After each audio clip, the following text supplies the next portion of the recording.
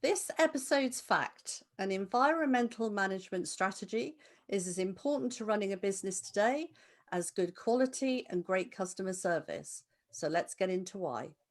Welcome back to the Corporate Sustainability Education channel, powered by the Southern Sustainability Partnership. Here we look at the international standard ISO 14001, which sets out the requirements for a corporate environmental management system. It helps organizations to improve their environmental performance through the efficient use of their resources and also in the reduction of their energy and waste. ISO 14001 enables companies to gain a competitive advantage and also to gain further trust from their stakeholders. So to discuss this topic today, we're delighted to be joined by environmental consultant Florence Gard from leading UK consultancy GEP Environmental. And they have offices in Winchester, England, and in Edinburgh, Scotland. Florence, welcome. Thank you. Happy to be here. Very excited. Would you agree with our fact in this episode that an environmental management strategy is as important to running a business today? Definitely. I mean, at the moment, the way our political and our industry landscape is going, we're seeing a much more focus on the environment and those big environmental issues like climate change and pollution. So bringing focus to the actions that your organization is actually taking, regardless of the size of your organization, is super important for not only your organization, but for your customer base as well, and meeting those changing new views and needs from them. So yeah, I would say environmental management is as big of an issue and as important of an issue as quality and customer service. And for the most part, why do you think your clients adopt ISO 14001 as a strategy? They want to make a big difference and a big change. They want to be viewed as doing the right thing and having action towards that. And I think that's a great thing. I think that people need to address these bigger issues in whatever capacity that they can. And I think the smaller organizations that we work with that have EMS find that environmental management systems are really, really effective to deliver that. So what questions should an organization ask itself before considering ISO 14001, and in particular, thinking about contacting you as a company? So I think firstly, do I have the time and resources to put this in place? And most importantly, are senior management on board or likely to be on board with this strategy? You really need to have a passion for wanting to do the right things, or actually need that requirement compliance wise in order to really put the time and effort and resource into it as well. So I think those are the most key things to consider before starting with us.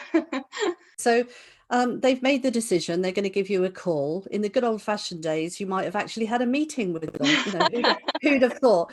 But however that happens today, in what ways would you expect them to prepare for that meeting ahead of time? What should they have in place, and what should they get out for you to look at when you get there or over your video call?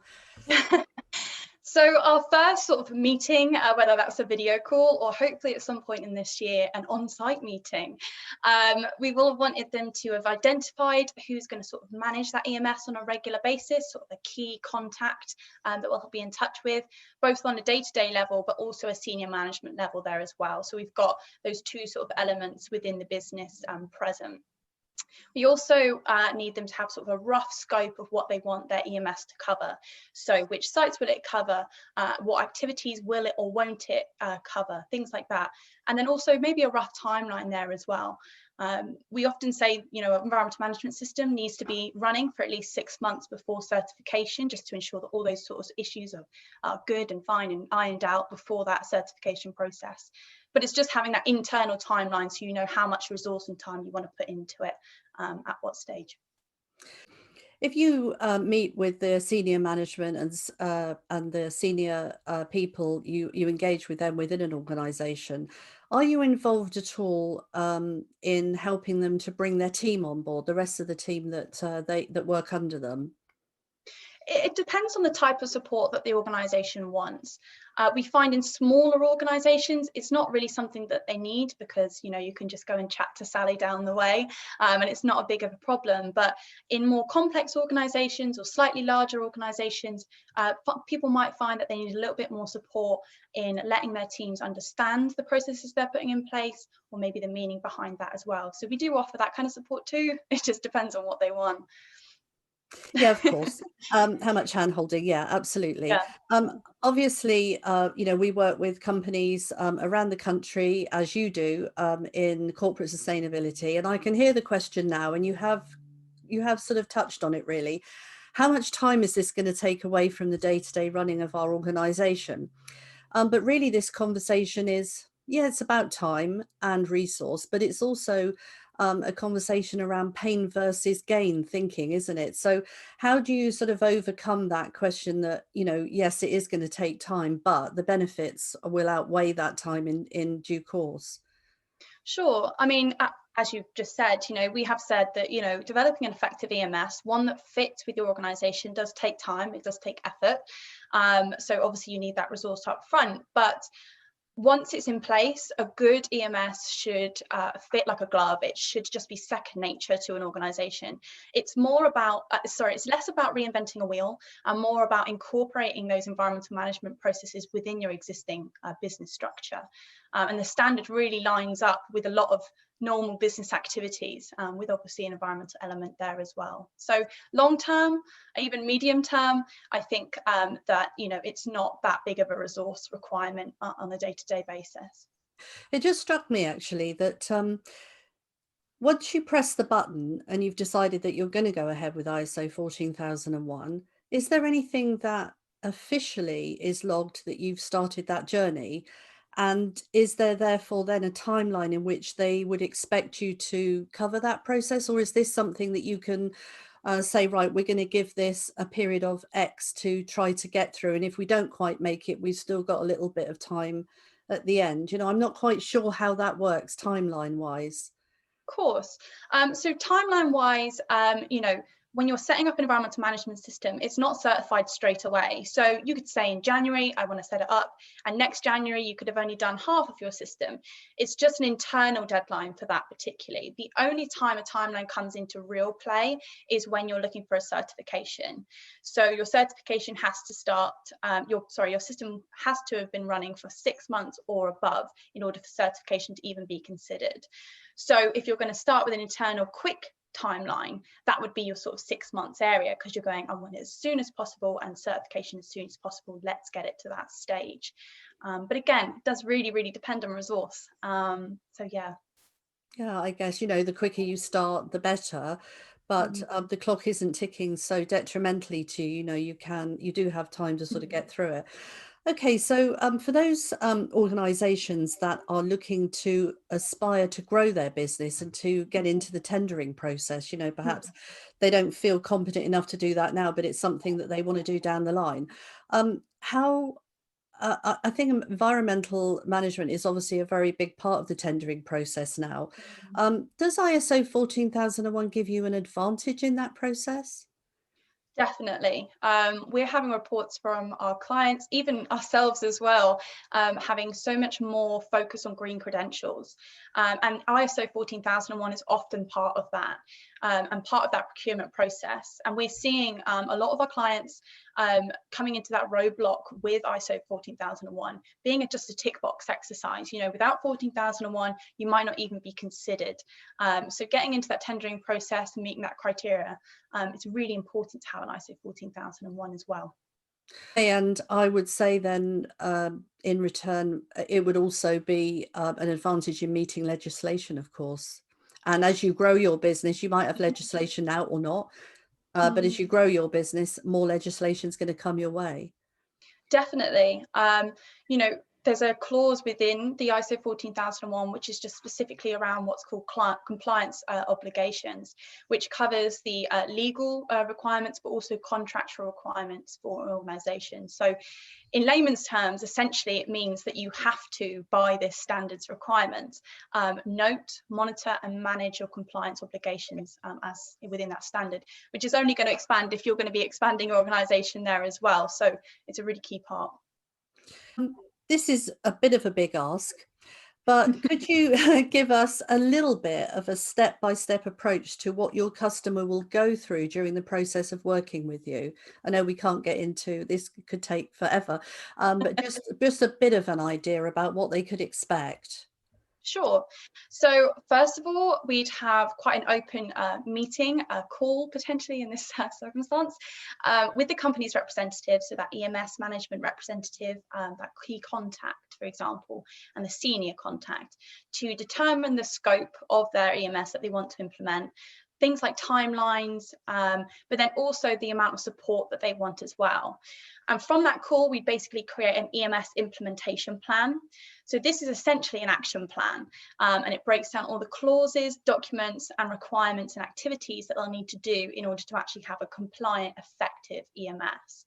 So obviously, depending on the type of support, you know, we might have more involvement or less involvement at different stages there as well. But the whole idea is that this is not a one size fits all. It's a collaborative approach, because we've got the expertise and the advice. We know what a good management system looks like, but we don't know what it looks like necessarily for you and what works within your organization. And that's when they come in. And that's the whole idea of our process. Yes, I mean, Florence, you could be asked to go into any number of different industry sectors, and they would be as diverse as chalk and cheese for sure. Yes. Exactly. So in an ideal world then for you, maybe not necessarily for the company, but in an ideal world for you, how often would you like to meet with them or have interaction during that process? Mhm. So what we tend to do is we tend to work in sort of clumps of clauses, if that makes sense. So we'd start one clause, those high level requirements, maybe context or leadership, and we'd create documents and do the activities where we'd be feeding back to the client or the organization there. So we'd have calls, maybe on-site meetings to discuss that and tweak it on a regular basis. And then when it comes to, you know, more of the organizational led activities, where they would be, you know, doing the majority of the actual work, we would be as a sort of a sounding board and advice sort of element to it. So we'd be able to potentially facilitate workshops, be on call for additional support. It totally depends on each organization, really. I like the sound of that. That sounds like great hand holding. So obviously, you're looking at waste, that's a given, recycling and energy management. Does it cover anything else? I mean, you don't necessarily have to be specific, but you know, is it more encompassing than that? Although they're two very big subjects. It covers things like, so when you're looking at your activities, it's can be as wide or as small as you kind of like. So a good example is the environmental aspects register. So often you'll think, oh, what energy am I using when I turn the light on? What waste do I produce when I throw my lunch out, when I'm at the office, etc., etc. But it also looks at where are you getting that energy from? Are you benefiting from renewable tariffs, for example? When you get rid of your waste, where is that waste going? But then how can we create those waste contracts which are beneficial to the environment and change the way we're thinking, and therefore change that sort of cost and efficiencies there as well. It also looks at transport, so how you're actually doing your business travel, but then also your staff commuting and that sort of stuff as well. So it's quite a wide breadth of stuff that you could consider within it. Yeah, you know, you can begin to see that it would make a huge difference to the way that you run your business and to make it the whole process of running a business just more, you know, better really in the long run. Um, Organizations that are in a position to do so have definitely created job roles within their companies for environmental management. And obviously, you know, a lot of SMEs are not in a position to do that.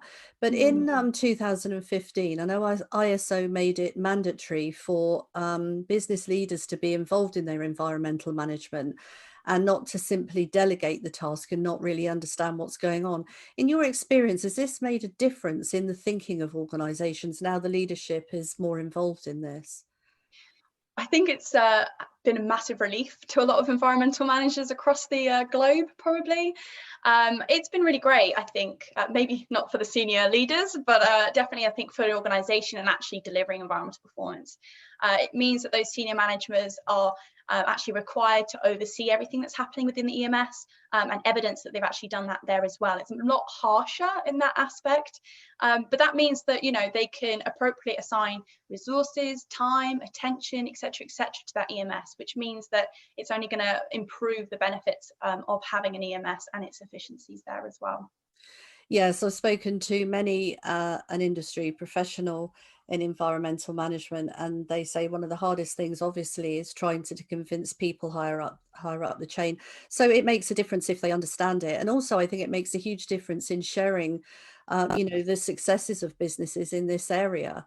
And I would have thought, as a business leader, you'd feel quite proud of what was being achieved and what, you know, and want to shout about that.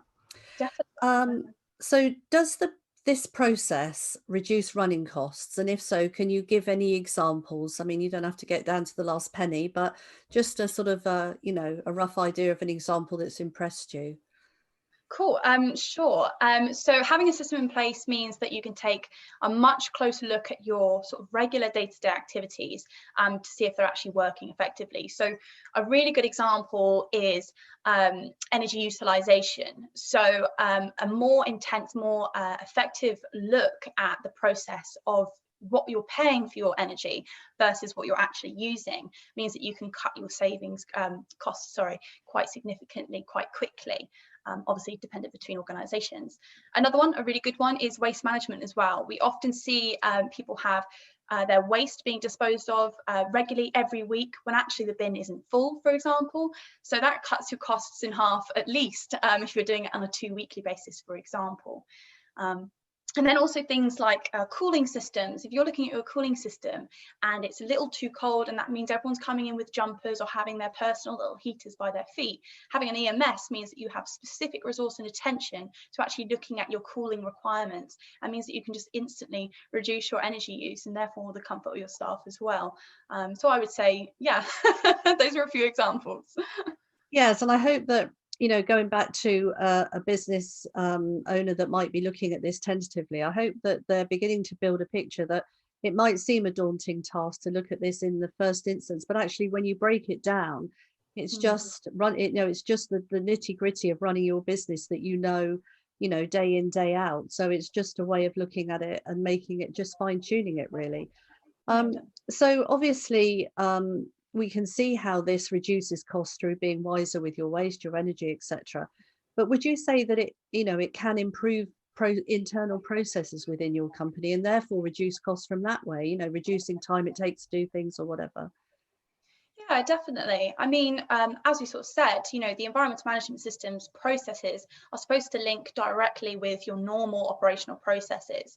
You know, you might be doing X, Y, Z, and the EMS can actually have processes that just link with that much better. So if your processes are more efficient, more effective, that means that you've got more time for your staff to actually focus on those core activities like commercial or, you know, selling more product, etc., etc. So I think that's a really important part of an EMS. Yeah, I agree. We've heard lots of ISO 14001 accredited businesses say that in effect, once they've gone through the process, they think this is an environmental management standard, but actually we think it should be the way that every business is run. It just seems to make sense through the whole of the business and how we now manage it. Would you agree with that? I mean, the ISO standard basically just outlines really key important business rules to live by that organizations are probably already doing, but obviously enhanced impact of the environmental performance and sort of pressure on that. You know, so things like assessing your current, your future risks or opportunities that are relevant to your organization. So, you know, looking into how are our customers going to think about this product in 5 months time, 10 months time, etc., etc. But then also identifying your compliance requirements as well. You know, that's really, really key. You should be doing that anyway as a rule of thumb, and you probably already do for things like health and safety, etc. But it's just kind of outlining that these are just the normal things that businesses do. It's just expanding that a little bit to encompass environmental situations. And in your opinion, what difference do you think it makes to existing customer perception? It's a really key marketing tool, not only for now, but definitely again for the future. The way that customers and consumers are looking at products and services now is, in my opinion, great. You know, we're thinking about the green aspect of our products, of our services, of our everyday life. So I think having an environmental management system in place that tells them about the performance and the actions and activities that they're doing to reduce their environmental impact, I think is really, really important and really key for customers now and in the future, as I said. So you would probably think that it would also be beneficial for attracting new staff to the company. Yeah, I mean, I can only speak for myself maybe, but all the people that I know want to work for a company that's doing the right thing. I feel like that focus is becoming so much more apparent now. And so having an EMS is just that start of that journey towards doing the right thing within your control. And I think that's a real push for people looking for jobs and things like that. Yeah, and I think that, you know, the people that you deal with in the business and take them through this process, I would imagine that they must engage also with their marketing department that may actually not be that involved in the process. But surely this is something that once you've achieved it, it should be shouted about from the rooftops and make a difference to your marketing message.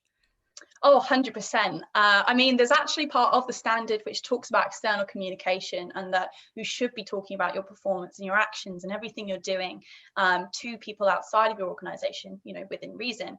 But, you know, if you put all this effort and time and resource into it, I 100% think that you should be shouting about it. I think it's only positive. It it's so encompassing then that it even drills down into the marketing and how you should be promoting that. That's incredible. Yeah. So lastly then, Florence, I was wondering if you had an example or examples of any unexpected benefits of adopting this standard. Sure. So I think staff motivation is our biggest one. Now, bearing in mind, you know, change is always going to be a little bit difficult to sometimes get over for some people. I think in the long term, staff are much more motivated to want to get involved, want to understand what their company's doing, and really sort of drive that environmental performance. I've seen hundreds of people want to actually become green champions for their business, which I think is really great, and just getting involved on a day-to-day basis and then seeing that strategy change as well. Also, things like the ISO standard really link well with other standards like the 9001, for example.